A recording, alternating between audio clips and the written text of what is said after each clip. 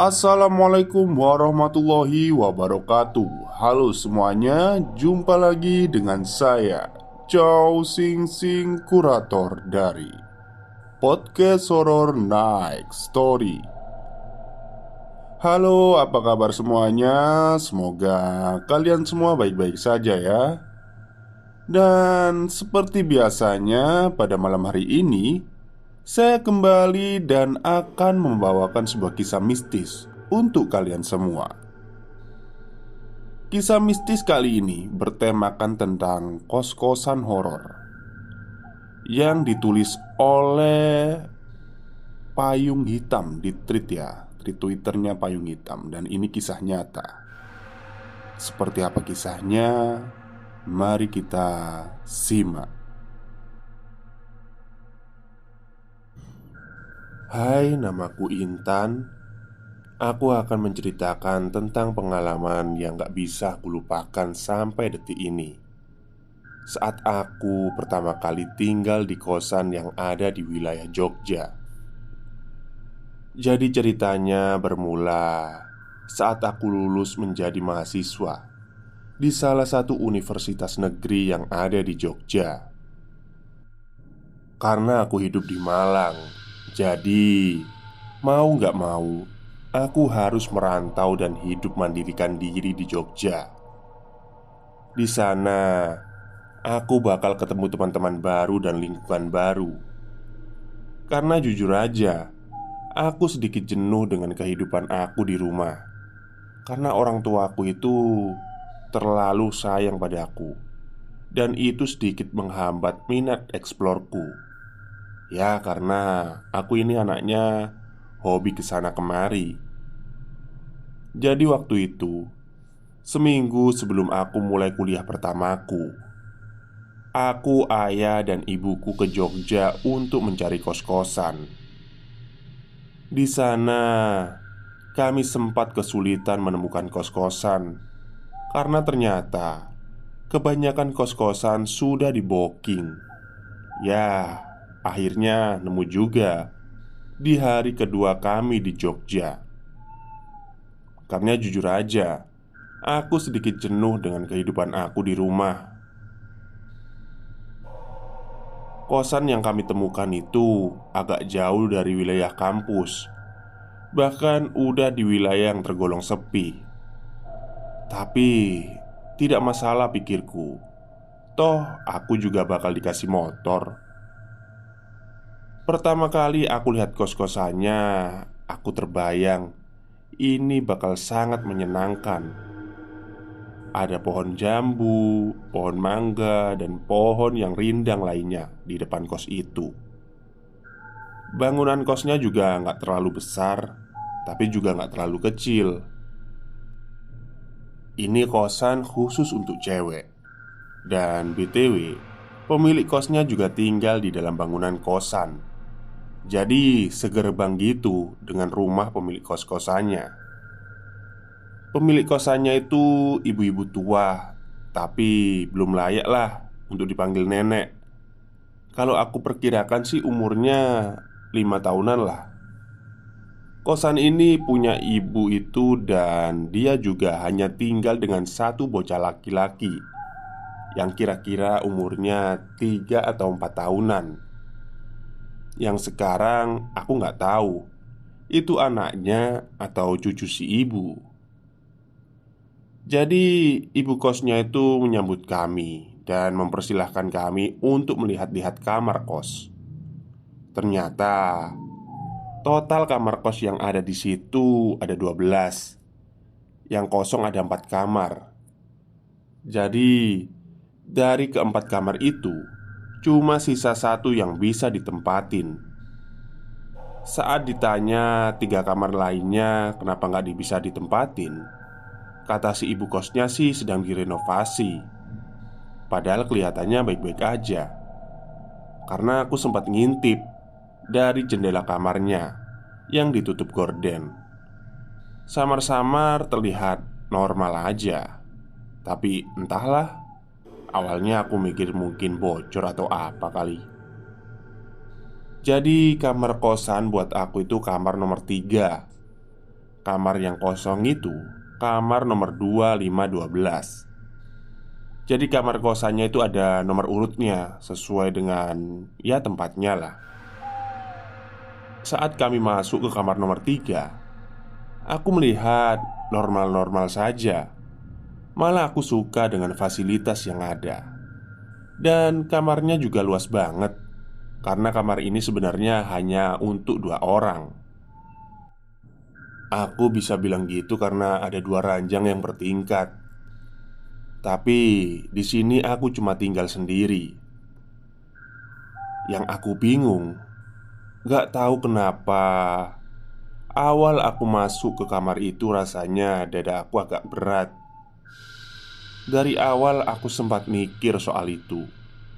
Tapi aku cuma mikir aja, gak menanyakan dan menceritakannya ke ibu. Karena sepertinya akan sedikit lebay kalau aku ceritakan hal kecil itu. Awalnya sih aku mikir kayak gitu. Dan itulah yang aku sesalin sampai sekarang. Ya udahlah, itu hanya penyesalan.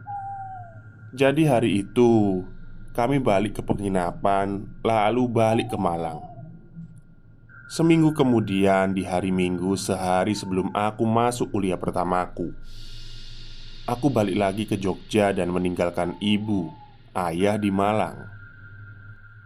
Singkat cerita, saat aku sampai di Jogja, tepatnya di kosan itu sore Minggu, aku langsung disapa dengan salah satu anak kosan lain yang saat itu sedang bersih-bersih. "Hai mbak, baru ya?" "Hehe, iya mbak, aku baru. Kenalin nama aku Intan," kataku menyodorkan tangan. "Aku Dita mbak, baru masuk kuliah ya?" Di situ kami ngobrol-ngobrol sedikit. Ternyata si Dita ini kuliah di universitas yang sama denganku, tapi beda fakultas dan angkatan. Dia angkatan 2016. Di situ akhirnya aku pamit mau masuk ke dalam kamar. Tapi Dita sempat nawarin untuk main atau sekedar ngobrol-ngobrol di kamarnya. Ya, karena aku capek ya, aku tolak.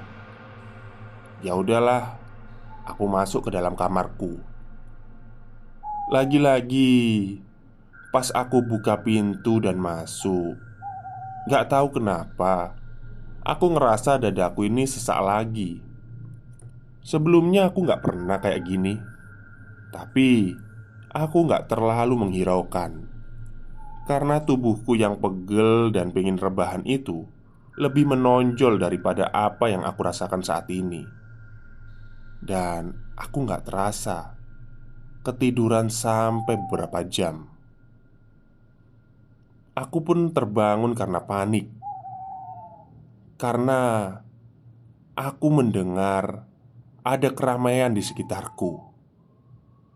Seolah-olah aku tidur di tengah-tengah keramaian pasar. Dan itu terjadi di kamarku. Aku gak tahu itu mimpi atau nyata. Saat aku bangun semuanya hening. Tapi itu rasanya nyata banget. Karena sekujur tubuhku dipenuhi keringat saat aku tidur, aku langsung pergi mandi. Saat mandi pun, aku juga masih kepikiran soal mimpi itu. Apakah itu mimpi atau nyata? Ya udahlah. Setelah mandi aku sholat maghrib dan duduk termenung karena dadaku semakin sesak. Aku merasa gak sendirian di kamar ini. Semakin lama seperti banyak orang di kamar ini dan pengap. Padahal ada AC. Akhirnya aku keluar dan memberanikan diri untuk main ke kamarnya Kak Dita. Padahal baru kenal. Di situ aku nggak cerita soal itu. Aku cuma ngobrol soal hal lain untuk menenangkan pikiranku. Karena anehnya Di kamar Kak Dita itu semuanya normal. Aku merasa lebih lega di kamarnya. Sampai aku berharap Kak Dita basa-basi untuk nawarin aku nginep di kosannya atau kamarnya. Tapi aku malu buat minta nginep di kamarnya. Dan sayangnya dia juga nggak nawarin. Ya udahlah, malam itu kami cuma cerita aja. Di situ Kak Dita cerita soal keseruan kampus. Dan aku sempat nanya juga soal kenyamanan tinggal di kos-kosan ini. Katanya kosan kami itu nyaman banget karena lingkungannya ada di pinggiran kota yang cenderung tenang dan sepi. Jaraknya sekitar 300 meter baru ada beberapa warung makan. Dan Kak Dita juga cerita anak kosan di kamar lain semuanya baik-baik aja kok, tapi cenderung menjaga privasi. Aku juga belum pernah ketemu mereka karena mereka kelihatannya hanya di kamar masing-masing. Saat kami sedang cerita, aku kaget ngelihat bocah yang sedang ngintipin di pintu kamar Kak Dita yang setengah terbuka. Kata Kak Dita, adik kecil itu bernama Oki. Dia bocah manis, tapi sayangnya ada sedikit kelainan. Dia bisu dan tuli. Tapi setelah setahun Kak Dita tinggal di kosan itu, dia juga nggak tahu Dik Oki itu anaknya ibu kos atau cucunya. Karena ibu kosnya sangat dingin dan selalu menghindar untuk berinteraksi dengan anak kos-kosan lain. Kalaupun ngobrol, hanya ngobrol yang penting-penting saja. Mungkin karena itu Kak Dita nggak pernah tahu asal-usul si adik Oki yang manis itu. Adik itu juga udah biasa seperti itu. Dia suka ngelihat kita di dalam kamar kalau pintu dibuka. Tapi dia takut kalau dikasih kue atau semacamnya. Dia cuma suka ngelihat sambil ngintip aja dan mondar-mandir di halaman kos-kosan. Akhirnya kami pun melanjutkan obrolan panjang ini. Dan tak terasa sudah menunjukkan pukul 22.30. Aku balik ke kamar karena emang sudah sedikit mengantuk. Tapi saat aku mau buka pintu kamarku, nggak tahu kenapa selalu ada perasaan takut dan gelisah. Aku juga nggak tahu kenapa, tapi itulah yang aku rasakan saat itu. Ya, apa boleh buat, Kak Dita tidak menawariku untuk menginap. Ya, aku pun juga nggak beranilah untuk memintanya. Jadi aku masuk lagi ke kamar. Dan lagi-lagi perlahan dadaku sesak dan semakin sesak. Aku duduk di ranjang sambil merenungkan kenapa aku nggak nyaman di sini. Padahal baru sehari tinggal di sini. Ya udahlah, aku melawan rasa aneh itu dan aku mencoba tidur. Tapi sebelum tidur, aku main HP dulu untuk sekedar melihat aktivitas di Instagram saja. Saat aku mulai sedikit tenang sambil memegang HP, aku pun hampir tertidur. Tiba-tiba, krek, bunyi gagang pintu kamarku membuat aku kaget. Karena sepertinya ada yang membuka pintu. Di sini aku diam dan berpikir, apa itu? Siapa sih? Aku pun mencoba memanggil nama Kak Dita. Mungkin saja Kak Dita yang mau masuk. Kak Dita ya? Masuk kak." Gak ada jawaban sama sekali. Di sini aku udah mikir yang aneh-aneh. Jadi aku gak berani untuk ngecek. Tapi aku cuma diam dan bingung. Hingga aku tak tahu kapan aku terlelap. Dan bangun-bangun, aku mendengar suara motor, yang ternyata suara teman-teman yang lain sedang manasin motor karena mau berangkat ke kampus. Jam sudah menunjukkan hampir pukul 7 pagi. Aku buru-buru mandi, siap-siap untuk ke kampus. Jam 5 sore aku sampai di kos. Tapi kos-kosan kelihatannya sepi sekali. Kak Dita juga gak kelihatan. Mungkin masih di luar. Aku masuk ke kamar kos lagi. Dan lagi-lagi dadaku sesak. Aku gak peduli lagi. Aku mandi di kamar mandi yang ada di dalam kamar kosku. Nah, di sini saat sedang mandi, samar-samar aku mendengar suara hentakan kaki dari kamarku. Aku matikan shower. Aku mendengar lagi. Itu benar-benar suara hentakan kaki yang aku ingat. Saat itu, hentakan kakinya seolah ada orang di kamarku yang sedang menari sambil marah. Karena hentakan kakinya yang emang kuat banget, aku mendengarnya cukup lama. Shower aku nyalakan agar aku tidak mendengar suara itu lagi. Aku terduduk dan nangis sambil nahan takut yang sangat takut. Hingga suara hentakan kakinya tidak terdengar lagi. Sekujur tubuhku gemetar dan ragu untuk keluar dari kamar mandi. Hal itu membuatku 2 jam lebih berada di kamar mandi karena tidak berani keluar. Akhirnya aku memberanikan diri dan buru-buru pakai baju dan keluar dari kos. Ternyata semua anak kos belum pada balik, termasuk Kak Dita. Tanpa pikir panjang, aku lari ke rumah ibu kos yang berada di belakang kos-kosan kami. Aku mengetuk pintu dengan rasa panik. Tok tok tok. "Bu, bu, assalamualaikum."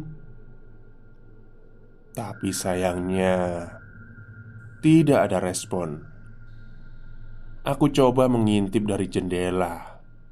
Apakah ada orang atau tidak? Saat aku ngintip, aku ngelihat ibu kos duduk di lantai dengan gaya duduk orang Jepang sedang makan di lesehan. Duduknya menghadap TV, tapi TV-nya sedang tidak menyala. Aku hanya melihatnya dari belakang. Aku coba panggil, tapi tidak ada respon sama sekali. Bahkan sampai setengah jam aku memanggil, tetapi tidak ada respon. Si ibu hanya tetap diam, hanya duduk seperti itu. Berkali-kali aku nyubit tanganku sambil berharap ini hanya mimpi. Tapi sayangnya ini adalah nyata. Hari sudah gelap. Aku cuma duduk di kursi depan rumah ibu kos. Aku takut kembali ke kosan. Niatnya sih aku nunggu Kak Dita pulang. Tapi sialnya, karena terburu-buru keluar tadi, aku lupa membawa HP. Perlahan, aku jalan balik kembali ke kamarku. Aku kaget karena melihat Di Oki yang sedang mengintip di dalam kamarku. OMG, aku juga lupa menutup pintu kamar kosku. sedikit tenang sih karena ada adik Oki. Aku jalan, tapi anehnya aku melihat Dek Oki ngintip ke dalam kamar kosku seperti melihat sesuatu sambil tersenyum. Aku pun mencoba memanggilnya, "Halo dek." Tapi belum ada respon. Oh iya, aku lupa. Aku pun mencoba menyentuh pundaknya. Dia kaget melihatku sampai menangis dan lari keluar rumah. Yang aku pikirkan, Dioki melihat apa ya di dalam? Kenapa dia tersenyum dan kaget melihat aku yang ada di belakangnya? Di sini aku pergi dengan motor sendiri untuk cari makan. Karena sudah sangat ketakutan, aku pergi makan ke pusat kota dan memilih tempat makan yang ramai. Aku makan setelah itu, dan setelahnya aku menelpon ibuku dan menceritakan semuanya di sini. Ibuku tidak percaya sama sekali karena dia hanya menganggap aku terlalu manja, tidak bisa jauh dari orang tua. Dia hanya menasehatiku untuk menjadi mandiri di sini. Lalu aku pun mencoba menelpon Kak Dita. Ternyata Kak Dita sedang ada acara di komunitasnya. Dan katanya jam 10 akan baru tiba di kos. Saat itu masih jam setengah 9. Aku pun menunggu Kak Dita. Singkat cerita, hampir jam 11 Kak Dita baru ngabarin kalau dia baru tiba di kosan. Aku pun balik dan aku menceritakan semuanya. Tapi lagi-lagi respon Kak Dita seperti tidak percaya. Dia hanya merespon dengan candaan. Aku pun hanya tersenyum tipis merespon candaannya. Aku mengerti kenapa orang-orang tidak percaya padaku. Mungkin karena sebelumnya aku juga sering tidak percaya dengan hal seperti ini. Dari sini aku memilih diam. Yang penting ada Kak Dita bersamaku. Dan aku juga sempat meminta untuk menginap. Kak, malam ini aku nginep di sini ya." "Boleh kok, tapi di sini ranjangnya cuma satu." "Ya udah gini aja deh. Karena kakak juga belum pernah ke kamarnya Intan, kita tidur di situ aja. Kan enak. Kamar Intan double ranjang kan? Gimana?" "Iya kak, nggak apa-apa." "Ya udah, kakak mandi dulu ya. Ntar kakak nyusul ke kamarnya Intan." Eh, Intan nunggu di sini aja kak." Singkat cerita, setelah Kak Dita mandi, kami pergi ke kamarku. Lagi-lagi setiap aku masuk ke kamar ini, aku selalu sesak. Dan sampai berapa kali ya, udah terbiasa rasanya. Aku pun penasaran, apakah Kak Dita juga merasakan hal yang sama? "Kak, di kamarku pengap ya?" "Enggak kok, biasa aja. Di sini malah lebih enak, lebih luas." Kenapa ya? Cuma aku yang merasakan. Aku salah apa? Kenapa cuma aku? Pertanyaan itu berkali-kali terpintas di pikiranku. Seolah aku ingin protes, tapi nggak tahu ke siapa. Tapi ya sudah, Kak Dita juga tidur denganku di sini. Aku tidur di ranjang bawah dan Kak Dita tidur di ranjang atas. Malam itu, dadaku semakin berat dan sesak. Tapi Kak Dita udah terlihat lelap banget. Tiba-tiba aku tersadar dan bangun. Lagi-lagi aku mendengar suara pedal gagang pintu yang dimainkan dengan kuat. Dan perlahan pintu itu pun terbuka dengan sendirinya. Tapi aku juga mendengar suara dengkuran Kak Dita dari atas. Aku mencoba memanggil Kak Dita. Kak, Kak Dita. Sepertinya Kak Dita tidur terlalu nyenyak.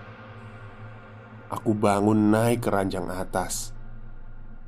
Aku sampai kaget dan terjatuh. Ternyata Kak Dita nggak ada di situ. Refleks aku pun lari ke kamarnya Kak Dita. Aku ketuk pintu kamarnya Kak Dita. Syukurnya Kak Dita terbangun dan membuka pintu. Aku langsung nanya, kenapa Kak Dita pindah? Ternyata Kak Dita pindah karena kasurnya gatel-gatel. Kayaknya ibu kos udah lama banget gak ganti spray. Lalu Kak Dita pun menawarkan aku untuk tidur di kamarnya. Alhamdulillah, meskipun aku tidur hanya di lantai, rasanya jauh lebih lega tidur di sini. Pagi, aku dibangunin oleh Kak Dita. Singkat cerita, aku ke kampus. Selama di kampus, aku berkali-kali nelpon ibuku untuk pindah kos-kosan.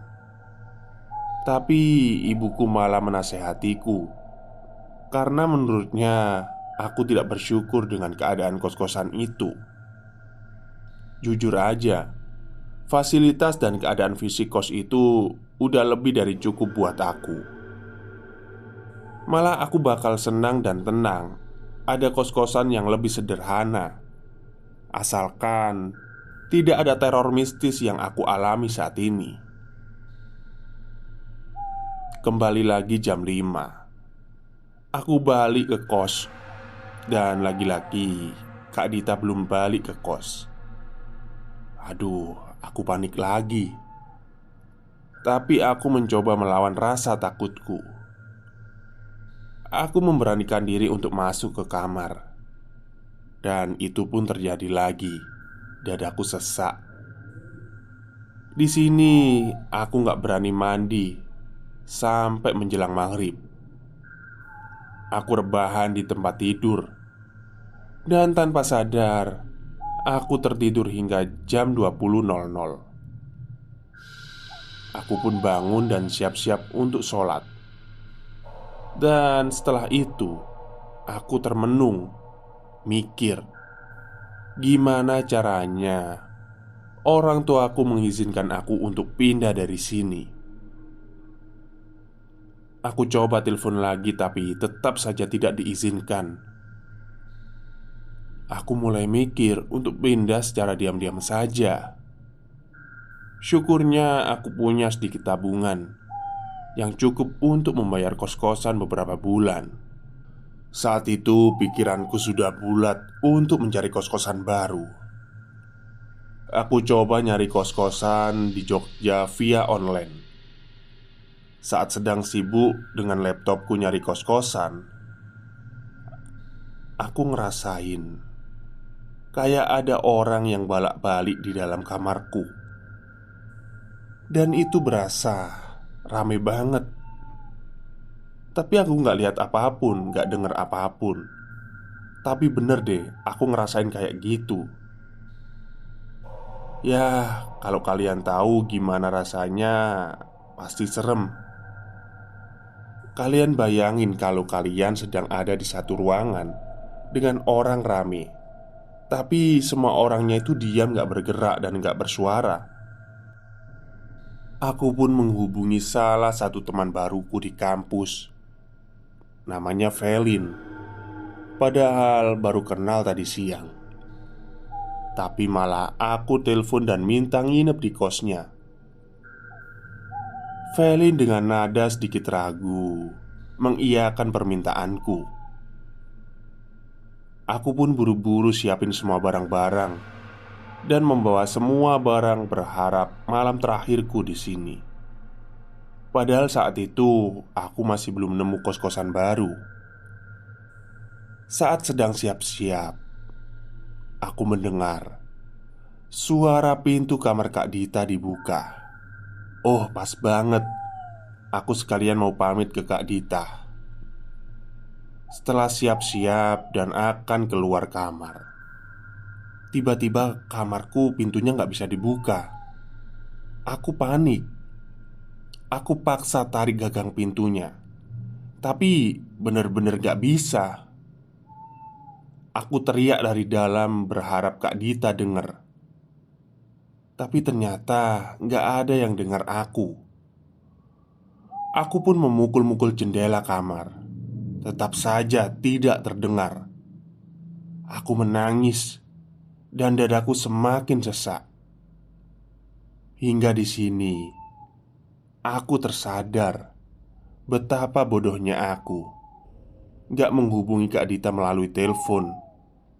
Entahlah, mungkin karena aku emang tidak bisa berpikir jernih saat itu. Syukurnya Kak Dita mengangkat telepon dan langsung ke kamarku. Ternyata aku terkunci dari luar. Tapi sampai sekarang aku gak tahu siapa yang mengunciku.